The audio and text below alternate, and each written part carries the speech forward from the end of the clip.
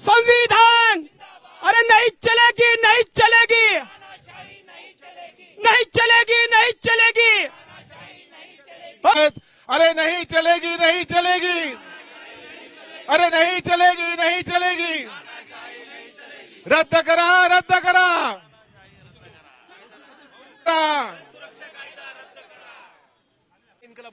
जिंदाबाद, जिंदाबाद, जिंदाबाद, जिंदाबाद, अनाचा भारतीय संविधानाचा माननीय उद्धवजी स्वतः असेंब्लीमध्ये आले होते।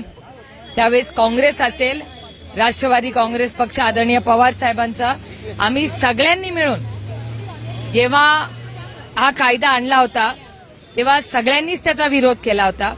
हो, मी मान्य करते कमिटीमध्येही सगळे होते, पण कमिटीमध्ये अनेक सूचनाही दिल्या गेल्या, पण त्याची योग्य अशी अंमलबजावणी झाली नाही।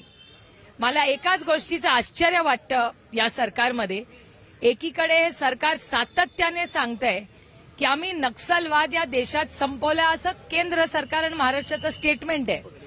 तर मग जर तुम्ही एकीकडे संपवला म्हणताय, मग त्याच नक्षलवादासाठी आता कायदे आहेत आणि चांगले योग्य ऍक्शन घेणारे कायदे असताना हा आणखीन एक नवीन कायदा कशासाठी, हा एक प्रश्न आहे। आणि साधारणपणे सगळ्या समाजामध्ये अशी एक चर्चा आहे, एक समज आहे की हा फक्त, आणि विचारवंतांची ही मतं आहेत, काय फक्त राजकीय विषय नाही हा, आज ते सत्तेत आहेत, उद्या आम्ही येऊ शकतो सत्तेत, त्याच्यामुळे ही एक प्रक्रिया आहे।